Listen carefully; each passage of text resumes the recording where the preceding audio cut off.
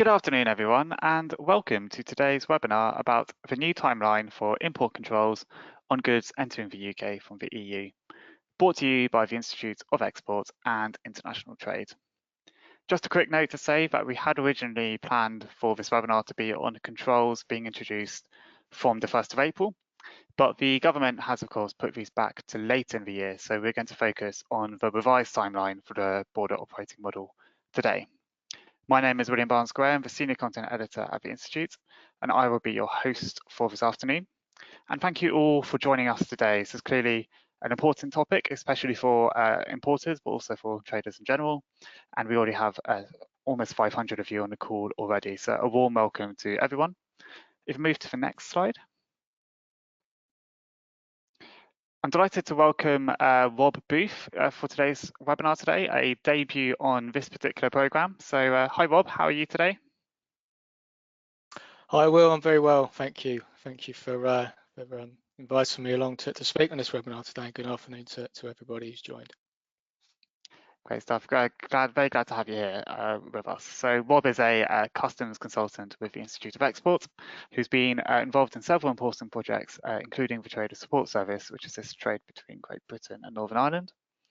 He also has vast experience working in customs within the pharmaceutical industry and advising companies in a previous incarnation at the Dorset Chamber of Commerce. So you're definitely in safe hands today. But before we hand over to Rob, if we go to the next slide, just want to find out a little bit more about you, our audience. So I'm going to launch a quick poll. Which of these best describes your business? And the options there range from exporter of goods, importer of goods, intermediary, so that could be an agent, a haulier, freight forwarder, or a customs broker, services, import or export, and then there's an other option as well. While you are answering that poll, just a couple of quick housekeeping notes. Firstly, you can contact me with any comments or questions using the question panel on the control window to the right-hand side of your screen. We do hope to get to a number of your questions today in the middle and towards the end of the webinar, but please do bear in mind we have already received a lot of questions in advance, so we'll not be able to get to all of your queries today. If you feel as though your question has not been answered, please do review the Institute of Export's technical help desk or its training and consulting offerings, which we'll be talking about later in the webinar. And secondly, you will be receiving access to today's slide pack and a recording of the webinar in a follow-up email we will be sending over the next day or so. So try to listen in as much as you can during the presentation itself. But I'm now going to close the poll, share the results. So interestingly, a real spread actually, a real mix of companies on today. We have over a quarter exporters, about a quarter importers, both for rich goods, a few service providers, but also quite a lot of intermediaries as well, and a few others. So a definite mixed bag, but I'm sure you're all wonderful, of course. On to the next slide, and without any further ado, over to you, Rob. Thank you, Will. And thank you everybody for contributing to that poll. Good to see a good share amongst the trading community and the customs intermediary community as well. Lots of changes to contend with, and it seems to be that we're having to comprehend these on a weekly basis at the moment. So hopefully today will provide some good insights into the most recent of those changes. So in this session today, we're going to go through the most recent amendments to that timeline for the implementation of the board operating model.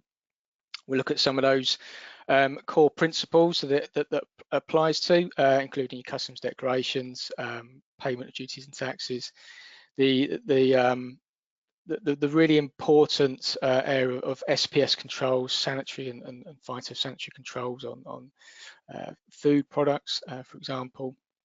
And we'll look at some of those product types in particular that have been affected by these changes and what those new dates are going to look like for the introduction of these change requirements.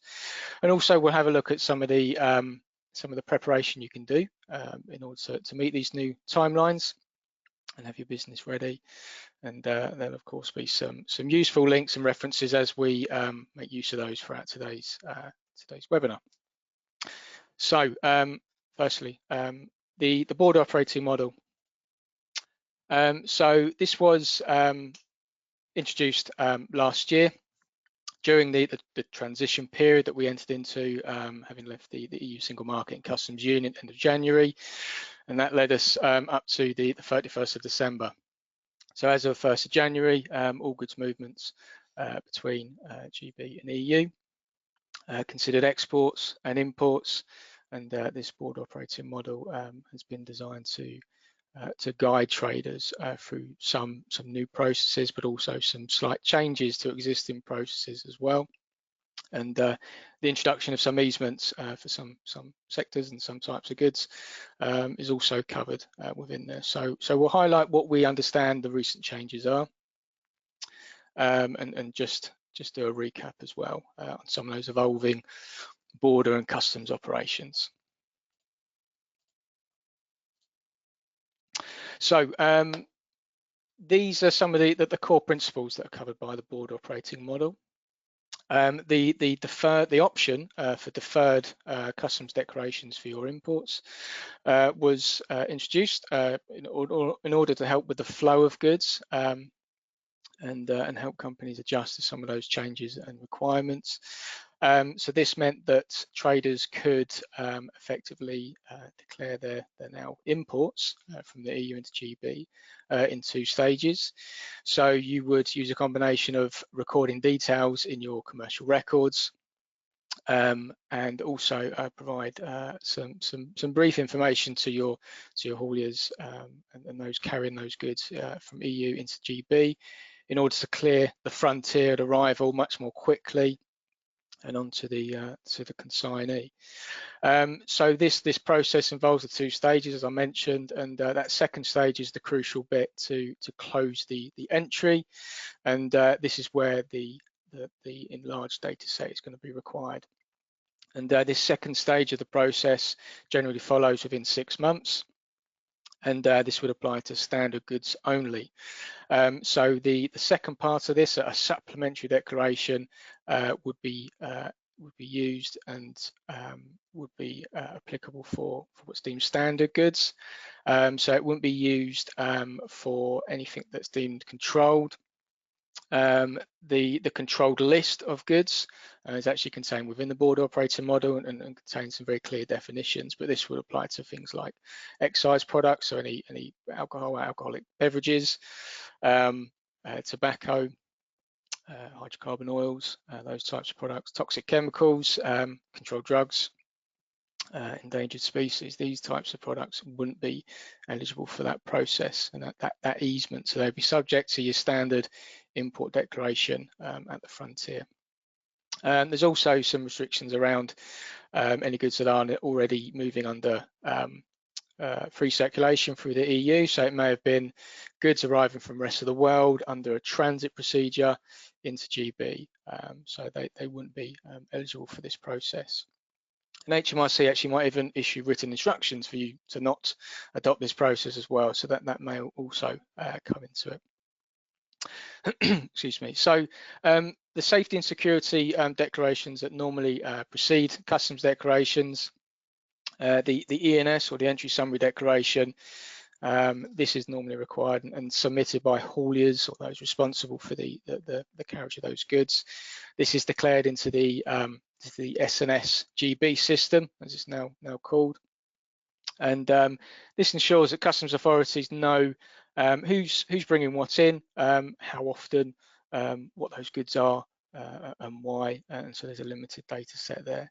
But this is also contained within some of the changes, and this will be covered in more detail shortly as we look at the actual timeline. The SPS controls, as I've mentioned, in the leading agenda. So these measures are in place to ensure that we can protect ourselves, animals, plants from disease, pests, any contamination across any of these types of products. So it's a really important area and a very delicate area to control. And the first phase was actually introduced at the 1st of January, and this was to cover certain imports of animal byproducts and some of the higher risk products that fall under that classification, and also products of animal origin that had some safeguard measures in place because of the threat of potential new or emerging disease. So we'll look at those types of products in more detail shortly.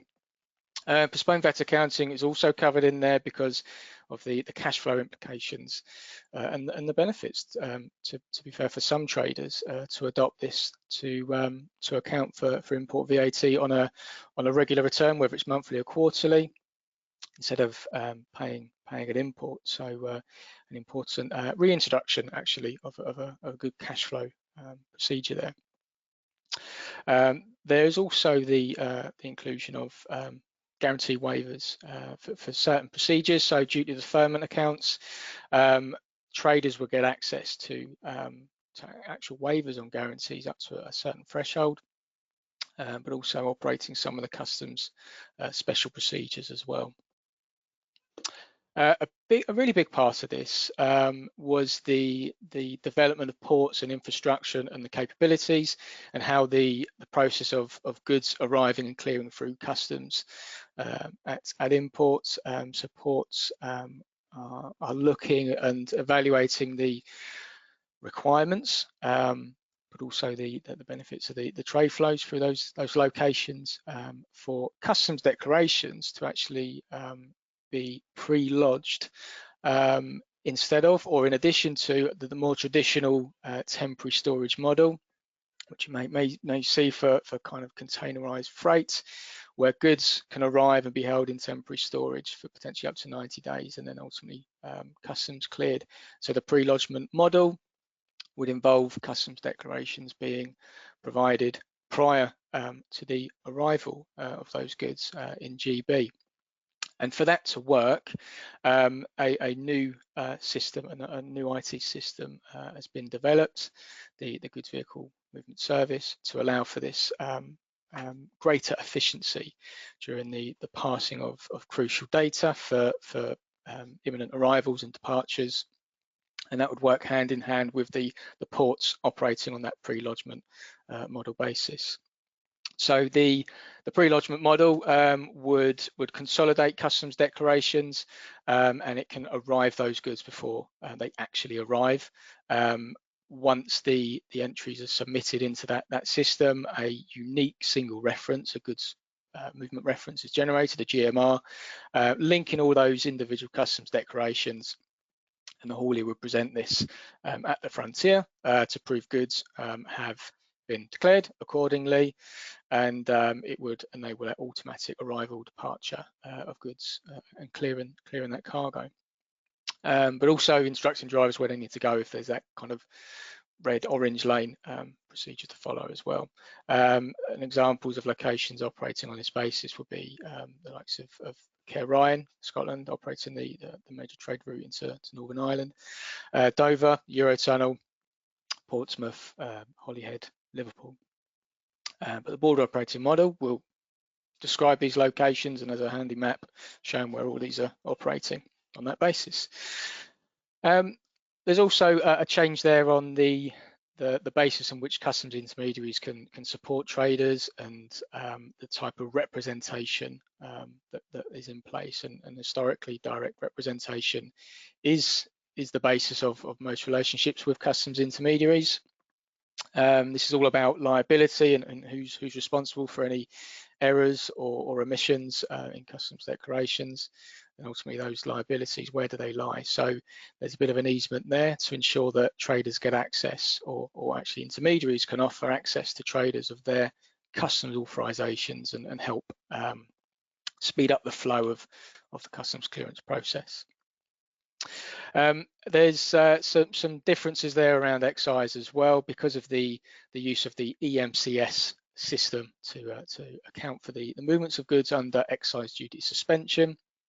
So we've separated from that system shared across the EU, having now left, and so there will be a separate movement documented from the port of arrival. and to the destination, to perhaps an excise warehouse, and so additional movement records have to be created using that EMCS system, and that will need to tie in with the customs declarations as well. So this is another key area because of those types of goods that fall under the excise legislation. The model itself does not cover matters involving GB to Northern Ireland trade. This is mainly managed by the implementation of the Northern Ireland Protocol, and the Trader Support Service are available to guide you through that process if you are selling goods into Northern Ireland, or indeed based in Northern Ireland and receiving goods.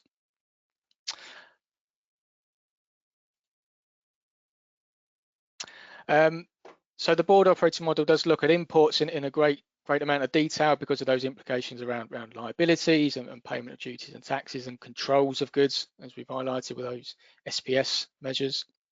But for exports, the process isn't reciprocated. So those of you exporting goods into the EU now will find that the differences have been quite stark as of January the 1st. And this would include customs declarations having to be submitted prior to export and arrival in the EU.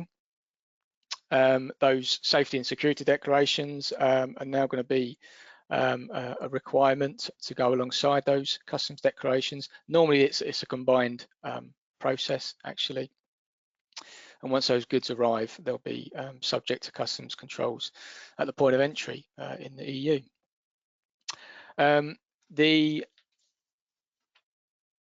The products you export, you may find, and you may already have existing experience of this with rest of the world destinations, but licensing may come into it. So those goods may be controlled, and they may actually require some of those licenses. And a new license has been introduced for the export of controlled goods to EU destinations.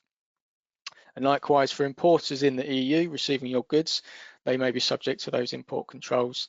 And this may be particularly focused on those where the impacts may be felt on human health and animal health and plant health through the SPS controls. So the challenge around those types of goods will include very specific requirements, such as entry via a designated point that has a border control post, specific facilities and capabilities to inspect goods at arrival and deem them to meet the required standards for circulation in that country.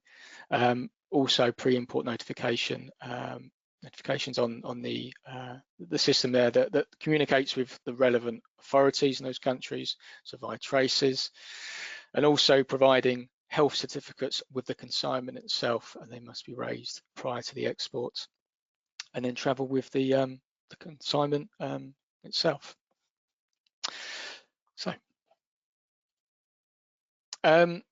So that's where we are.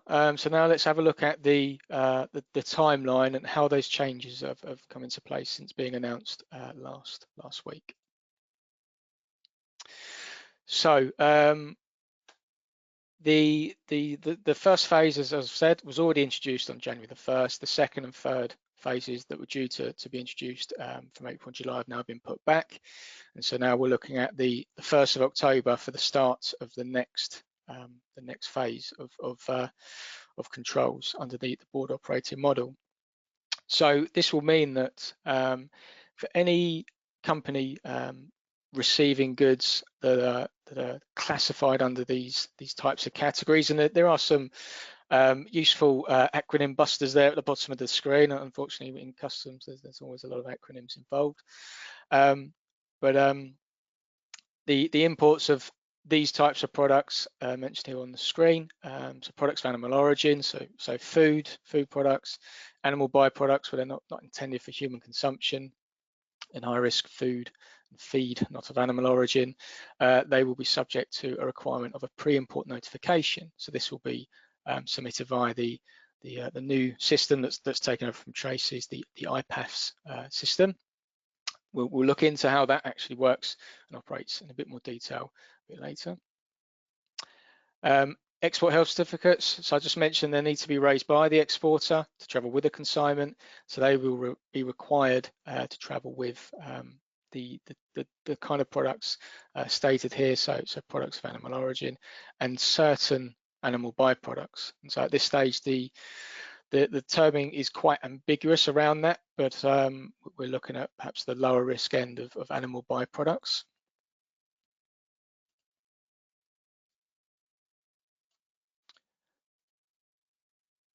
Then we would move towards the next phase from the 1st of January 2022. So this is going to include the requirement for the physical checks to take place at the border control post in GB. So we've highlighted this for UK exports to EU, going through the BCPs and arrival there. So this will now be the requirement from January.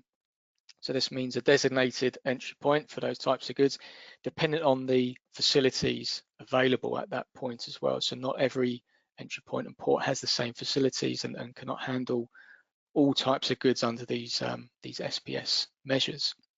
So products of animal origin, your food products, certain animal byproducts and the high risk food and feed not of animal origin.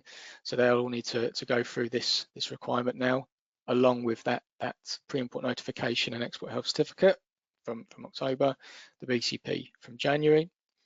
This would also apply to any regulated plants and plant products.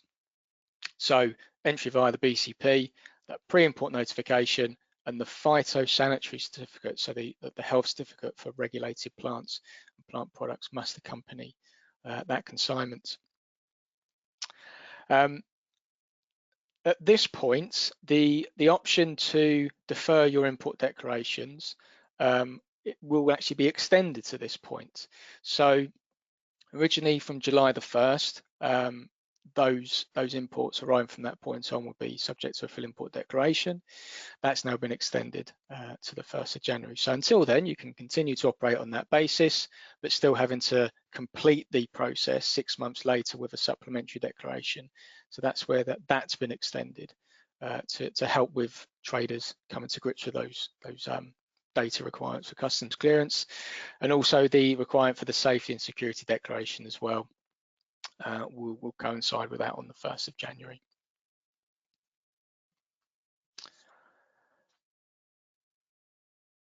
Now, at locations without existing customs control systems, these will need to be pre-lodged. So this is where keeping an eye on developments there, I think, is going to be quite useful, and communicating and seeking regular updates from your freight partners and customs brokers you work with is going to be really helpful here to determine what the timing impacts are going to be, especially if you need to provide that information prior to the goods arriving in GB.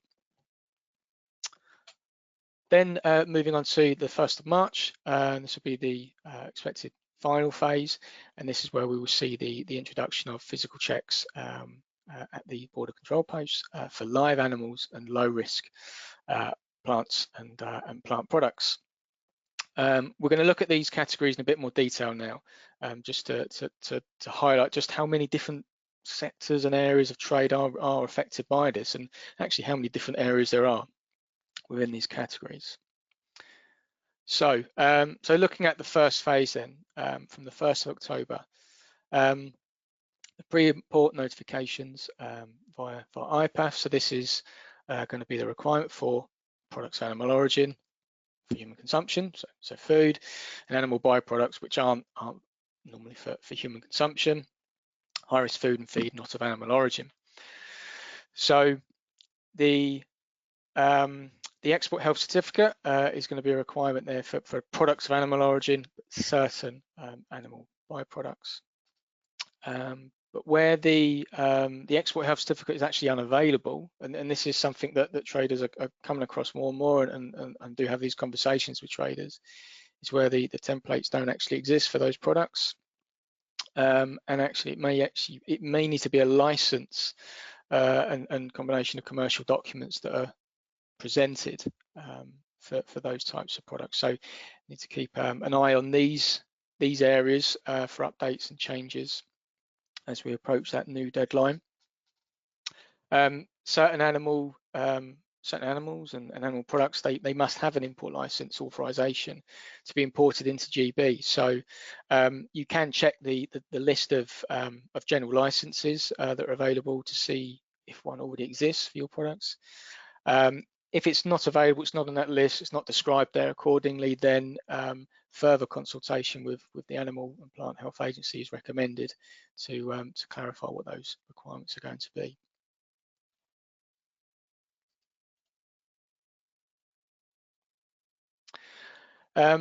So types of products. So products of animal origin, there's a breakdown there into food groups. Your kind of core food groups: meat, dairy, some honey there as well, gelatin. But also we need to consider the composite products that fall under this as well. So these are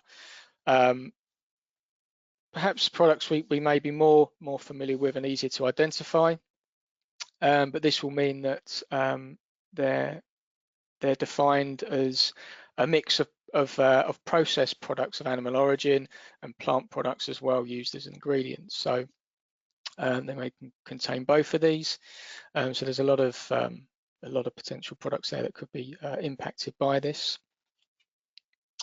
Some foods may actually be excluded from this category, and they would be classed under single core categories like dairy or meat or plants. So any food made from unprocessed products of animal origin, fresh chicken, for example, or plant-based food products with no products of animal origin included, no content there. So maybe, the growing vegetarian or vegan options wouldn't be subject to this.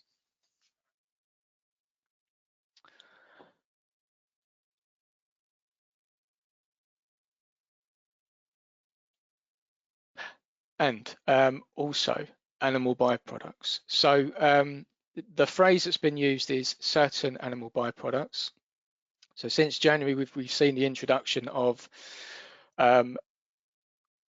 higher controls, perhaps under license, for the higher risk categories found in categories 1 and 2. So some examples listed here. So those perhaps lower risk are going to be those that are subject to this change from October. But as I say, the phrase that's used is certain animal byproducts, and we're waiting for further confirmation of what that actually means and which particular products that's going to impact. The other sector there is going to be high risk feed and food not of animal origin. So some of these may contain contaminants, so mycotoxins and aflatoxins, for example, can be found in some spices, nuts, dried fruit. So cereals can include a lot of these, and I think perhaps more clearly, pesticides, where pesticides are present, perhaps, and salmonella. These areas are going to be affected as specific products. Then as we move forward to the 1st of January, a lot more products now are going to be subject to this requirement to arrive via the border control post. So this is your products of animal origin for human consumption, so food and those different groups we just mentioned, animal byproducts. Germinal products, so genetic resources, referred to sometimes as germplasm.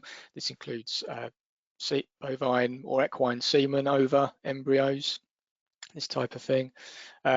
Regulated plants and plant products. So this could be any living plants or living parts of a plant at any stage of growth, and products of plant origin, so wood, timber products, bark, for example. Some of the high priority plants and plant products that we refer to may include things like sweet potatoes, seeds like sunflower seeds, soybean, flax are included. There's quite a lot of different products there that fall under this. So as I mentioned at the start, there will be links at the end here that refer to guidance that's available in the public domain, which will direct you to some of those specific changes that we're seeing in those particular product groups that are going to be affected by this. So make sure that you look out for the copy of the slides after today.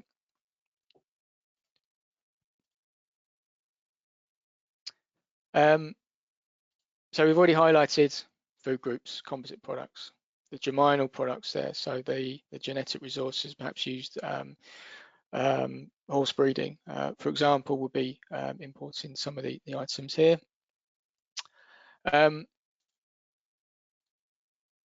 The group under plants and plant products, I mentioned a few examples. There's a lot of different things that can fall under this.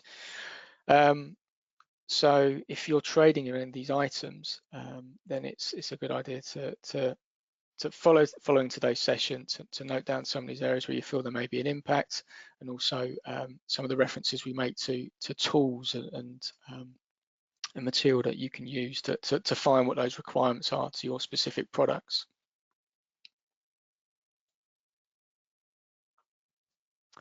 So leading to the last phase, so from the 1st of March 2022, so full SPS controls ultimately for all products by this point. So that will mean that goods must be accompanied by health certificates, so they can have the documentary checks carried out. There's pre-notifications to the regulatory authorities, so via IPAFs, for example, and enter at an established point of entry with the appropriate facilities for those documentary, the ID, and the physical checks on those products as well. And so the final stage will include those controls applying to live animals, equine, and even more regulated plants and plant products. So in summary of these changes and the application of SPS controls, the level that we'll see of physical and ID checks and documentary checks will be based on assessments of biosecurity and public health risks. All high-risk live animals will continue to be checked, and notifications to APHA will be required where any products aren't requiring any health certification. But if you need to notify, for example, the movements of insects, reptiles, and amphibians, there's notifications required to the trade in animals and related products regulations. Animals must be taken directly to the destination premises listed in the documentation. Consignments may need a post-import check, so APHA will contact to arrange a visit if they need to do that. And if you're moving goods into Northern Ireland, DERA is the organisation responsible for animal health there. So get in touch with those guys to understand the requirements for those movements.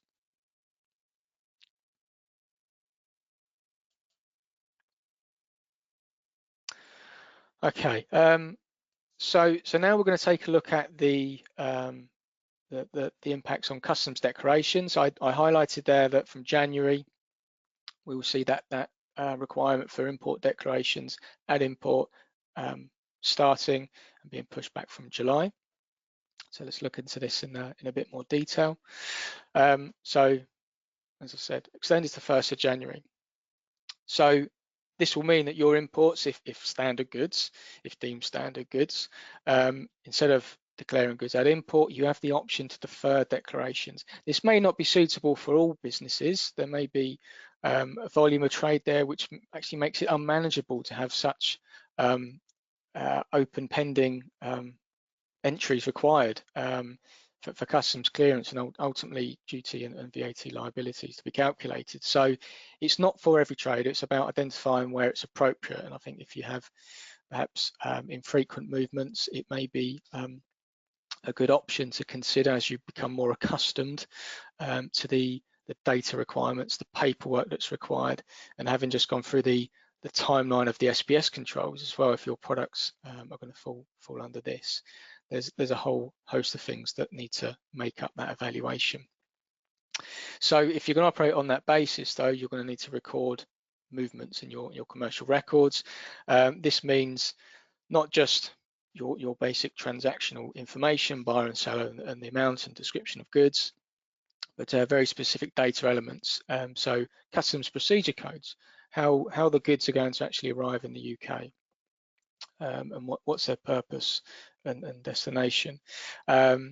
Unique consignment references used all the time in customs entries in order to support post-import auditing, HMRC checks. Date and time of entry as a tax point is going to be crucial. And as I mentioned, description of goods, commodity codes, customs value as well is a very, very interesting area, and there's lots of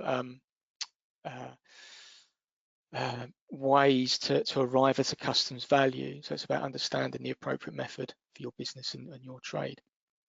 But ultimately, the easement has been extended, but you still have to submit that second part, the supplementary declaration, to close the movement in terms of customs clearance. So you still have 6 months, or it's 175 days as advised, so 6 months. I highlighted earlier, there is a list of controlled goods, those that are deemed non-standard within the border operator model. So check there if your goods are actually ineligible. So that will mean that you'll be subject to full import declarations at the frontier. And if you are going to defer your declarations, postponed VAT accounting is going to be a requirement there to operate. So you need to ensure that you've got the right access, and the right people are aware of those movements operating under that way for VAT reporting. And where the duty ultimately isn't paid until that second part is submitted, a duty deferment account is going to be required if you want to operate on that basis. And on those last 2 points, if by the time you need to submit the supplementary declaration, you're going to need access to both of these, and you're actually going to need access to an authorization for the simplified customs declaration process, along with that duty deferment account. Access to could actually mean you as a trader have this authorization, or actually your intermediary that's submitting work on your behalf. And so this is where the representation changes are going to assist.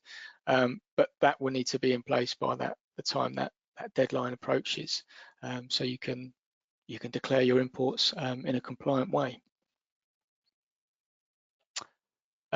When it comes to working with those brokers, of course, issuing letters of empowerment, powers of attorney, all of this should be part of that process to make sure everything is clear, and instructions are clear, and everyone knows what you as a trader wants to do with your goods when they arrive in GB. So once declarations have been submitted, there will be the responsibility of paying duties and taxes. So what are the options there? And there's a lot of coverage within the border operator model. Some of you as traders moving and bringing in goods from the rest of the world prior to January the 1st may be familiar with these terms anyway, but it's crucial that we understand what's available now going forward. So postponed VAT accounting, as I highlighted, has been introduced to help with cash flow mainly, to help with import VAT. And this means that traders can declare and recover their import VAT on the same VAT return, where it's monthly or quarterly, rather than having to pay it up front and then recover it later. You don't need any formal approval to benefit from this, but you will need to access the Customs Declaration Service via your government gateway account to view your monthly statements to help with this process. You'll be able to monitor the movement of certain goods on this basis, and your brokers should be instructed, if this is your intention to pay import VAT in this way, make sure that they are instructed to do so, and it will be reflected in the method of payment on your customs declaration. The other area of some development and easement around duty deferment accounts. So this could be your own. Agents could actually offer the facility in their name and charge you a price for the access. But duty deferment accounts help because the payment is effectively done on a direct debit basis the following month rather than waiting at import for payments. And this could cover import VAT, but it will be covering your customs duty, your excise duty, any additional duties. And the calculation there is what are your monthly deferment values going to look like? So you need to understand commodity codes of your products, the applicable duty rates, whether there's any preferential eligibility, could be some reductions there, but it's working out what it's going to cost you on a monthly basis, and that would be your deferment limit. And for those again who have traded rest of the world prior to 1st of January, any duty deferment account would come with a requirement for a guarantee. And historically, this has been for a 200% guarantee. And one of the easements introduced is the waiver for this guarantee. Up to £10,000 is actually going to be quite straightforward for a lot of traders. Beyond that, there will be additional scrutiny, extra checks, compliance checks, good trading history, background checks on traders if you want an amount that's higher than that. There may be a consideration for simplified import VAT accounting, where actually the guarantee can reflect just the duty liability, the duty element of those monthly liabilities. So it can be greatly reduced if it's not having to account for the VAT side, the 20% on those imports. So there's options there to explore, and again, it's working out what's going to be most appropriate for you. Applications for duty deferment accounts are much quicker than they used to be, and without that guarantee requirement, much easier as well.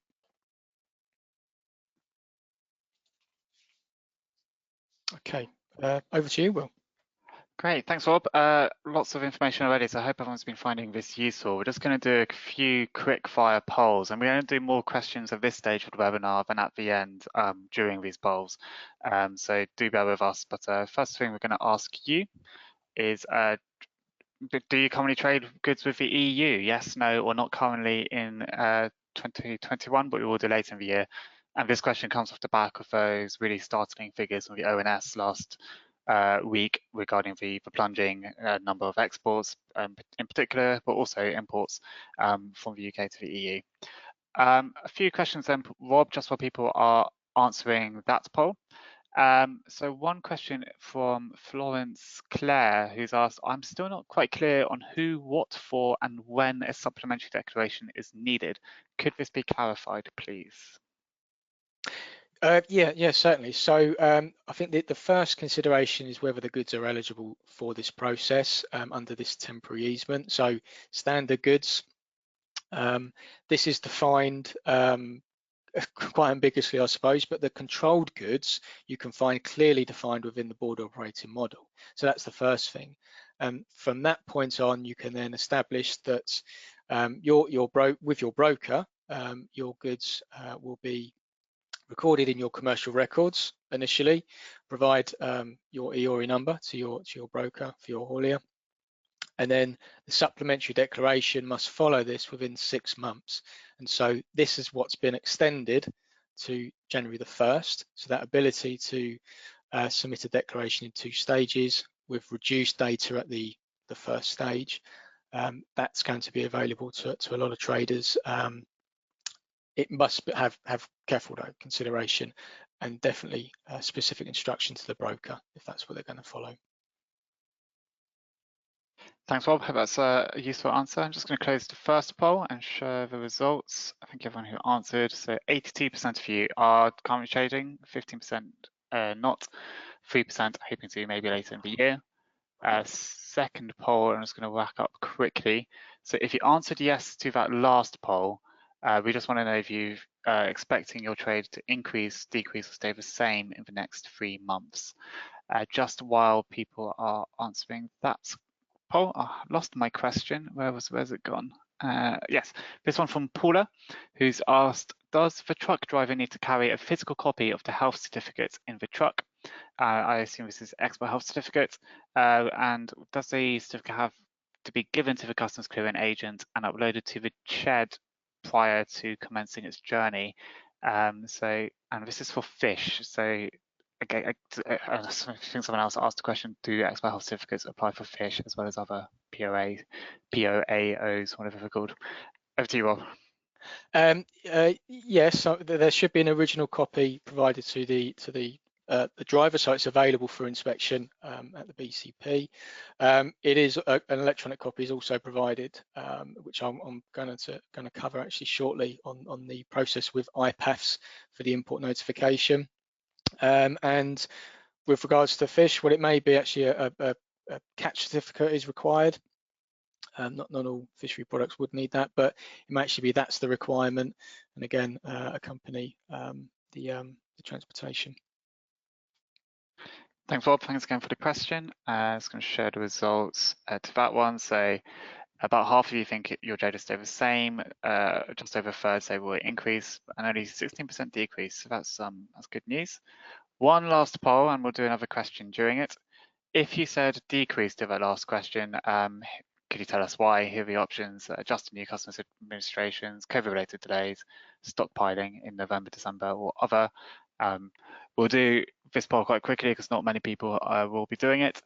But a few people have asked, where can they find more information about the board operating model, and where can they find out which ports are operating it? Okay, so following the presentation today, one of the last slides will actually include links that will have the main link to the border operating model. So it is a lengthy document, but it does explain very clearly those locations. And I think I mentioned earlier, there is a useful image of the UK with locations and their capabilities, whether they're going to have kind of full multimodal operations or continue with just a temporary storage operation, or actually they're incorporating the pre-lodgement basis. So you'll find that link, and that will be at the end of the slides. Thanks, Robert. And just a reminder to everyone that we will be sharing that the slide pack afterwards and a recording to the webinar. I'm just going to close the poll there. So half of you said it's adjustment to new customs administrations, 10% customs COVID related, 8% due to stockpiling, and a third saying other. If we move quickly to the next slide, just a quick announcement actually. So the Institute of Export has announced a new SME Brexit support package. This is following the government's announcement early this week actually, that there's going to be a new grant funding towards a training or support to help SMEs in particular prepare, adjust now for the new rules following the end of the transition period. This includes a range of training options which can be delivered in-house, and the creation of a bespoke action plan to your business. The grants go up to £2,000, so it basically covers this package. So it's essentially you can get this support and training for free with the grant funding. So it's a great opportunity. If you are needing help adjusting to the new rules, please do check it out. The link is on the slide and will be circulated afterwards. But if I hand back to Rob, we've only got a few more minutes. If you could kind of go through these next few slides with a relative pace, and hopefully we can cover them in more detail later in the year, of course. But yeah, back to you, Rob. Yeah, thank you, Will. Okay, so this next section, we just want to look at a couple of the key areas. We'll look at some example documents that may be required, and actually alluding to one of those questions about when the health certificates are provided. So the sanitary and phytosanitary controls, this is the big area, this is the big impact on all these product groups that we've described earlier, and where the different changes are going to kick in. But fundamentally, these are based on international agreements. There is the flexibility for nations to then implement their own standards within that framework. And generally, this will mean that those consignments of those types of goods are going to need to travel with health certification for presentation at imports and inspection by vets officials. The pre-import notification is obviously that electronic record and notice to the ports and the regulatory authorities. So in the UK, the Animal and Plant Health Agency are one of those. They will receive that information, so it helps with monitoring the movement. And then there's the entry at the post itself, at the point itself in GB, a border control post. So it's got to have the right function and capabilities to perform that role of checking the goods physically, and also checking over documentation. And the process normally follows a fairly standard process, but the health certificate obtained by your exporter based on a specific template with conditions of use for that export, that's certified by an official vet and inspector and travel with the goods. So this can then be presented with confidence at arrival. When the goods arrive, as I say, it's a documentary check, but it's a physical check. It's an identity check as well to make sure all the elements of the consignment are consistent with what's being indicated on that paperwork. And those locations are key, obviously with that timeline now, January the 1st, for the checks to be carried out there actually. During the process, there's also the pre-import notification. So this will result in the Common Health Entry document, the CHED. So this acts as an electronic record to notify those authorities, but also tracking any certificates produced. So an export health certificate would need to be relayed to the importer to upload. Also any interventions, inspections by officials, all of this will be tracked and accounted for in this document. Ultimately for the importer to obtain and hold as a suitable record of the movement of those goods.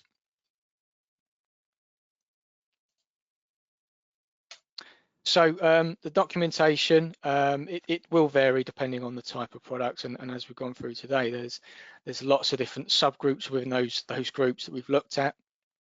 But simply, I mean, we can look at this where export health certificates are going to be required for any live animals or products of animal origin, animal byproducts. Some of the products we did mention, we did highlight, so composite products, they may not actually need export health certificates or inspection at a BCP, a border control post. But it's subject to very specific criteria, so some confectionery might fall under that, some bread, cakes, biscuits, pasta, some noodle products, but very specific criteria in terms of the threshold of ingredients contained within it. And those templates, you will find very specific conditions for the use of that product.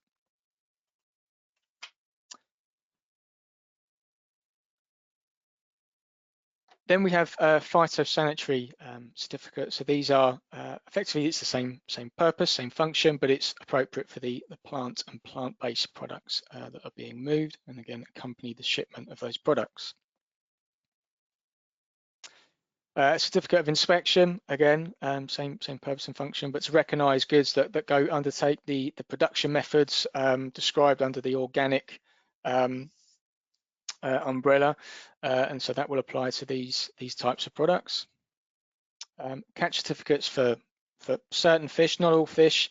Some fish and shellfish are actually excluded under that definition of fishery products and may not actually require one. The CHED, which I just alluded to, is that electronic record, very important in terms of the post-import record keeping and the ability to audit effectively. And also a notice of landing form for any of the wood or timber products enables authorities to carry out an inspection if required. So it's all part of that process of notification, documenting and accounting for all the elements of that movement. So we'll just look at one example very closely. So the export health certificate, there's existing templates. So there's model health certificates that you can find. There will be specific conditions for its use, which you must check you can meet. And once obtained and applied for and a certified copy released, that original must travel with the goods. You can apply for batch certificates. If there's regular movements, you could obtain pre-certified documents, so that could be very helpful for regular movements. These documents will contain consignment information. They will all in some shape or form contain these details, but follow the specific guidance notes on those templates because they can vary between each template. And one really important thing to consider here is the official that is involved in certifying, inspecting the goods that ultimately release that approved document. They need to be nominated, these officials, when applying. So it's ideal that you have an established relationship and it's not just a surprise and suddenly you have to work through all these arrangements. So it's a good idea to try and locate an official if not already in discussion with them. And there are lists of these officials available publicly on Gov.uk. So IPAFs, again, it's another example for documents, and ultimately it's about the CHED creation. So IPAFs is for the UK imports of the type of goods we've described today. And as all systems will require, there's going to be a registration process, nomination of a responsible person. And quite crucially, this will be used to submit notifications 24 hours before the consignment is due to arrive in GB. So it's about building the time scale for the movement of these goods, as well as the more commercial focused elements on the timeline of the movement. You've also got these other time considerations as well. And again, all consignment information will be declared, and the exporter should be providing a copy of an export health certificate for you to upload as part of that notification process. And there will be a cross-referencing there to support the official that's certifying the export health certificate at the source.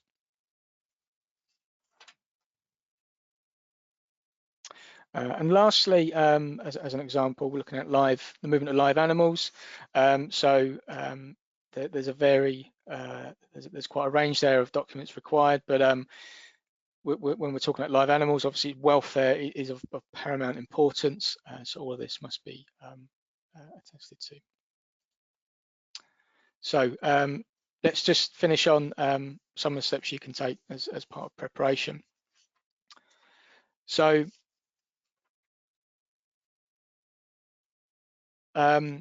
this is quite broad, but in Incoterms, it's about establishing responsibilities and who's going to be dealing with which requirements, which costs, responsibilities at different stages of the journey of those goods. This helps define responsibilities ultimately in the supply chain, and actually where goods are subject to these additional controls, it might not be feasible to operate on DDP basis for some organisations. So there might need to be some review and evaluation there. And the same applies with Ex Works as well from the other side of the spectrum there of terms.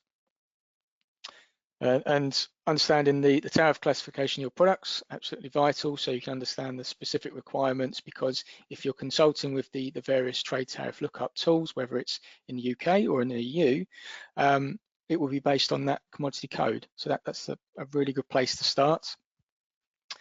And from there, you can also then identify duty rates. So we looked at payment of duties and taxes, deferment accounts. It's going to be a crucial part of that evaluation. So working out import rates for arrivals in the UK, but also implications on your customers if you're exporting to the EU as well.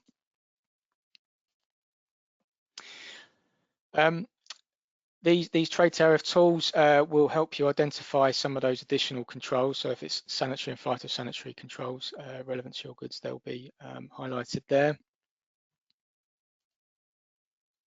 Postponed VAT accounting, describe that in some detail, and it does need some evaluation if this is the way you're going to go in the future. But needs a good bit of communication amongst colleagues in finance and shipping and everyone involved in the process of moving goods to understand that it does have an impact on not just the movement of goods, it's the compliance side of things as well. And once we're confident in what we're doing, employing customs brokers to do the job for us in terms of declaring goods, providing clear instructions is absolutely vital. Some customs procedures may actually be helpful where you're bringing goods in, perhaps not on a permanent basis, or you may not know the ultimate destination. So considering the benefits of those, such as customs warehousing, for example, may be able to support your business model. And so looking at the tools available to identify these requirements, I've just named a couple, but there will be links included, the UK global tariff. You can research the commodity code, but also the duty rates and requirements there. But also those additional controls. And there's an equivalent tool, access to markets, for investigating the EU imports requirements as well. And it's all provided and available in English, so you can navigate this quite effectively. You can also use it as a tool to share with your customers or suppliers to make sure everyone is clear on their responsibilities. Now, very quickly, there will be some implications on registration. So if you're involved in the movement of these types of products, animal byproducts, products of animal origin, to supply these or receive them, you may need to be an approved establishment. So understanding these requirements is going to be key. There will be a link to this at the end. So those categories will advise where these are required based on the types of goods. Importing wood, timber or bark, so you may need to become a professional operator in order to engage with the Forestry Commission compliantly. Fish export service in order to create UK catch certificates for any fishery products. IPAFs, which we've had a quick look at. So this will be required for the import of products of animal origin. And PEACH for the import of plant and plant products is expected to migrate to a new system this year, but still in place and required for the movement of those types of products. And finally, the export health certificate, so EHC online.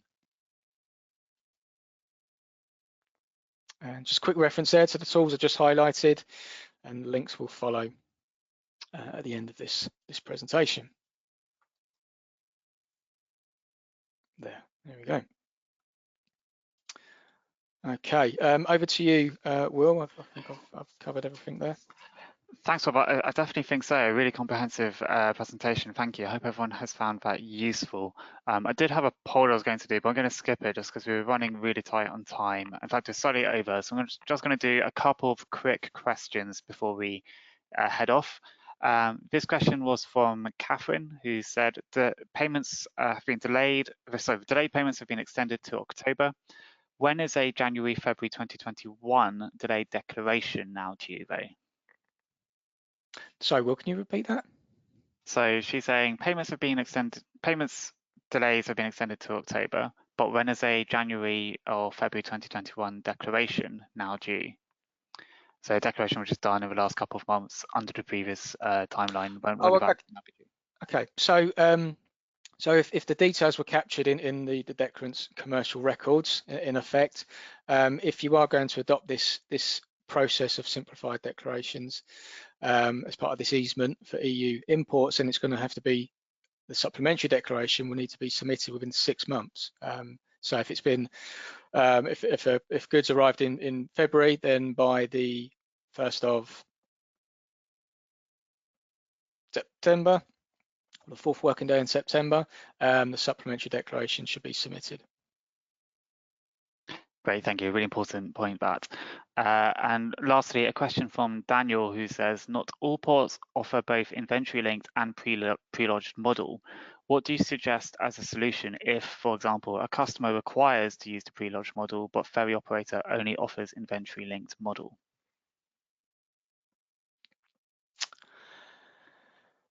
So I think, I mean, there's a couple of points there. I think ultimately it's about what's cost effective in terms of moving those goods, what's the right route. If there's a capability impact on the timing and the goods actually arriving in the UK, and it's going to have an adverse effect there, then it may be about considering alternative routes. There are lots of locations that will operate all models, but it's just not right for some. There's just not going to be the capabilities there, and it's going to have to work in conjunction with GVMS as well. So I think, without knowing more specific details, I think I'm going to have to say that more conversation will be required, and perhaps that could happen following today's session, but definitely involving the hauliers who have those links to those locations. Great, thanks, Rob. We are out of time now, everyone. I'm sorry we couldn't get to more of your questions today, but we do hope you found the presentation useful. And as Rob has said, there are slides on one of the slides just gone, links, which we will be sending around with the slide pack, where you can find out more information. And of course, members of the Institute can use our technical help desk if you've got any more specific questions. There's loads of questions that come through from a specific company scenarios, and those are very much the sorts of things our help desk can support with. So do get in contact or go into the site at export.org.uk for more information about that. And we will be running more webinars, some of which will be member-only ones in our lunchtime learning session program. Though non-members can pay a small fee to attend those. So we'll be going into the board operating model in a lot more depth throughout the rest of the year, particularly in Q3, when obviously we're in the build up to it. But we are running a few more webinars over the next couple of months about kind of a trade deal, trade with the EU, and in both for exports and imports. So lots of information you can tap into through that program, and we'll be doing more of these public webinars as well, of course. And of course, there's other things like our one-day training courses if you really want to get in depth into the topics, and our consultancy offerings as well. And as mentioned earlier, there's the new Brexit support package, where you can get in-house training options and effectively get it for free through the new government grants. So please do check out that option. But for now, we have run over. I'm terribly sorry for that, but we're going to have to close the webinar now. Thanks for everyone for joining once again. I hope you found it useful, and let us know what you thought in the exit survey. But until the next time, goodbye, everyone. Bye. Bye.